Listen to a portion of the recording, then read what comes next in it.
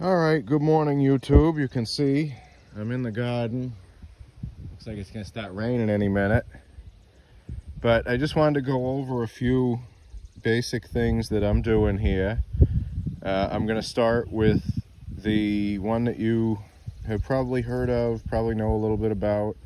And I'm gonna do the other one that I knew a little bit about, but it scared me and I was afraid to do it.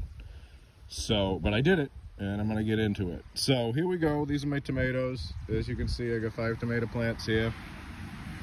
Cilantro's getting a little bit leggy there, but that's no problem. And you can see I got flowers. I got flowers popping all over the tomato plants, which is nice because it makes me feel good. It makes me feel like I'm doing something. And I have been reading and seeing videos on YouTube, which is probably why you guys are here, looking at YouTube videos on how to grow tomatoes and peppers. And I've been finding that there are problems with pollination now because we've been killing bees for so long in the world with different sprays and different pesticides. Now, obviously, you guys know how bees work. They come over and they'll go in the flower, and as their wings are vibrating, they're vibrating the whole flower. So while they're doing that, all of the pollen that's in the flower, because this on tomato plants, they're both male and female flower parts.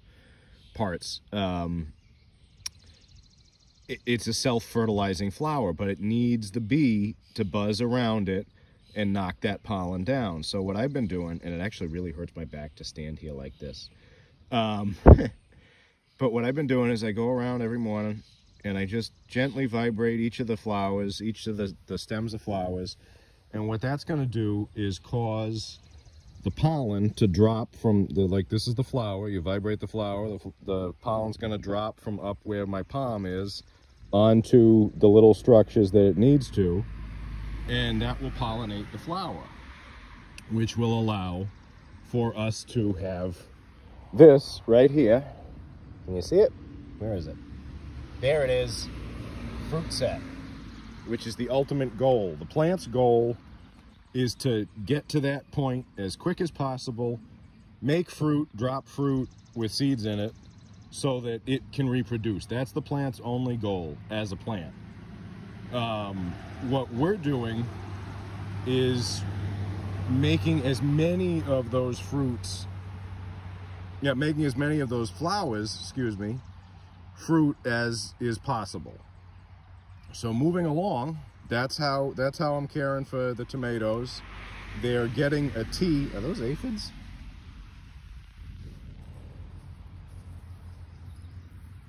I don't know what that is. Some kind of dust. I've got a spray for aphids that I made, and I'll get into that. Maybe I can do that in this video too. So moving on to the flower plants. Yeah. Flowers on the brain and no coffee yet this morning, so there you go. My coffee's actually brewing now, and when I'm done with this video, I'm going to go in and get it.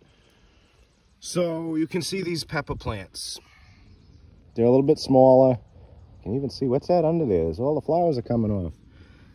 All the buds. These little buds here. And I'd like to say I left these on there so that I could show you, but I completely forgot. I didn't even see them. These little buds here, again, the plant's goal is to make fruit, to flower and make fruit as fast as possible, to drop the fruit that has the seeds in it so that it can reproduce. That's the plant's only goal. That's what the plant is concerned with. When you farm or garden or whatever, when you're farming the plant, you are trying to force the plant to produce fruit. You're making the plant act outside of its normal behaviors. So what you do with peppers, and this scared the hell out of me, it really did, but I've got a friend who I worked on the ambulance with, who I guess he's grown peppers for some time, and he knows he grows the peppers that are so hot they look like the skin is all wrinkled and you have to wear special gloves and stuff like that. stuff that's so hot that you have to sign like waivers and stuff, and you win a prize if you eat burgers with it on it. He grows those, and those are like his thing.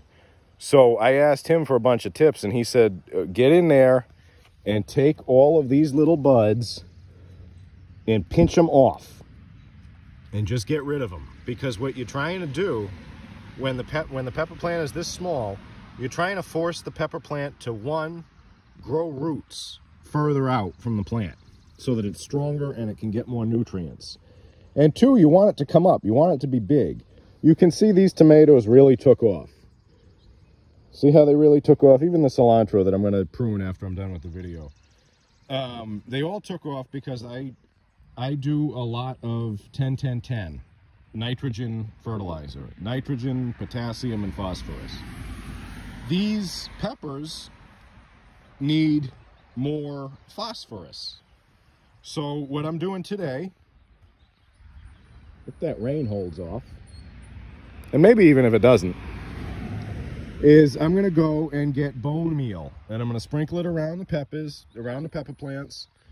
I'm going to sprinkle it over there with my carrots. There's my carrots. See the little greens there? And the others, not those, those. Those are the carrots, and those behind them are the potatoes.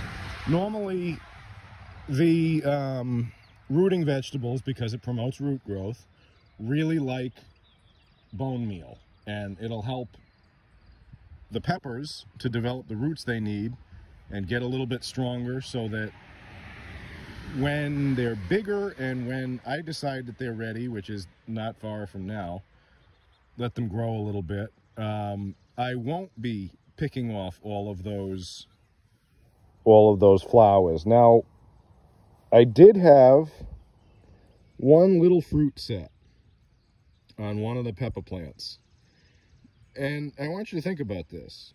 Look at it was that plant there, that one right there. It had this little pepper growing on it. And oh, why, and people are going to say, oh, why would you pull the pepper off if it's doing what you want it to? It's making the fruit for you. Look at the size of that plant. That's, I mean, I don't know if you can tell. This is my hand compared to that plant. That's not a big plant. It's not strong enough that I want it devoting a ton of energy right now. Oh, I'm stepping on something. To making this into a big pepper that we can eat. So I pulled it off along with the flowers and the other buds that were going to become flowers and then later peppers. And the idea is I'm going to force the growth of the plant before I make the plant start producing. And hopefully, by sacrificing this pepper now and those little flowers that you can see underneath it, see right there, that I pulled off, hopefully what that does is that forces the plant to grow bigger, and then when it's bigger, it has more branches, it has more strength, it has a better root system, it can produce more fruit. And obviously I'll let the fruit get bigger, and I'll harvest the fruit when it is bigger for that. So what else? Oh yeah, the spray. Let's talk about the spray, and then I'll end the video. So I have, as I'm sure you can see, I live in a rural area, or I live in the countryside, if you will. I'm about 20 minutes from Providence, which anything in Rhode Island is 20 minutes from anything else in Rhode Island. So it's not that big of a deal. It's not like I'm that far from the city, but for where I live, we're a decent distance from the city in the experience that I've had living in this area. So we have a ton of bugs. We have a ton of pests. We have all through here. See that? They're coming back too, it looks like. I got to put the stuff out again. We had ants really bad. And what I do is I mix up sugar and boric acid. My friend Chris Grissom told me that little trick. And the ants take the sugar and the boric acid, and they take it back in there. And eventually the queen eats it and the entire colony dies. Can't get the damn queen to eat it yet, though. So how do I take care of pests in the garden? And this really isn't that impressive because it's just a spray bottle. See? Pest spray. That's what I use. End of the video. No, I'm kidding. This is, it is water-based, and the actual spray that's in it is a mixture of 1 large onion, 3 cloves of garlic, the red pepper flakes, like, you know, when you go to a pizza place, you get the red pepper flakes in a little jar, and you can put them on your pizza or your grinder or whatever. Those, and a little bit of dish soap. And what I do is I run those through a food processor so that they're all ground up. And honestly, without the dish soap, it smells like something I would put on my food. But the dish soap is to make it stick to the leaves. And I mix it.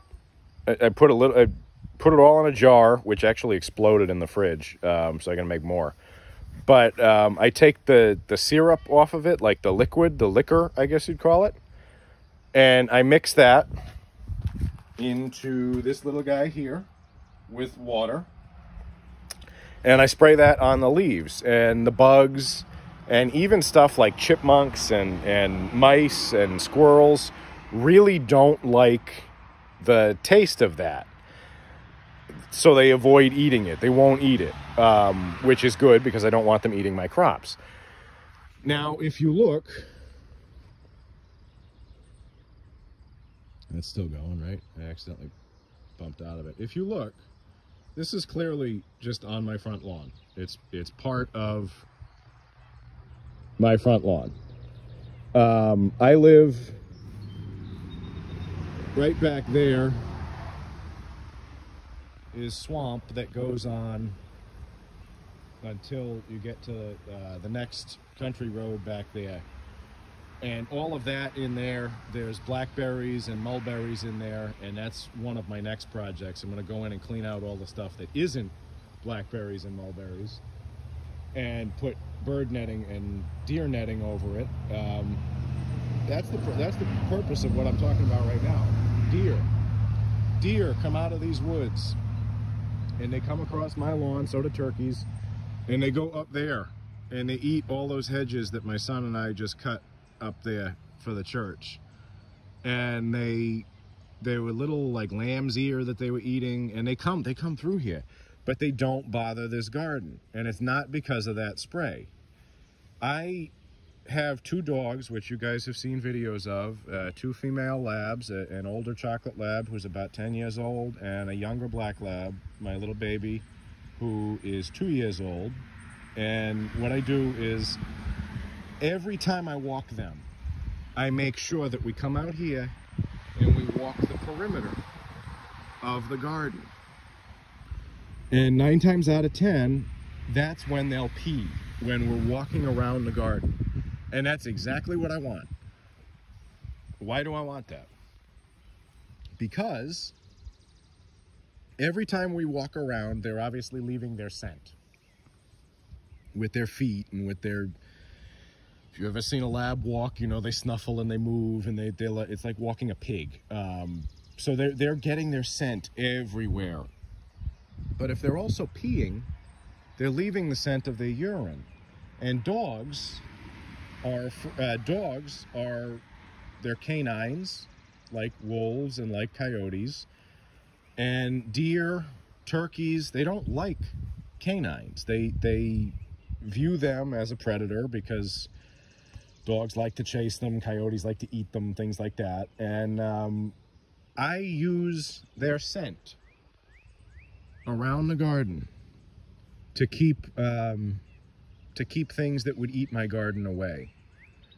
And so far, you know, it's a little bit into June. The garden itself has been in the ground since I think the beginning of May-ish, mid-May maybe.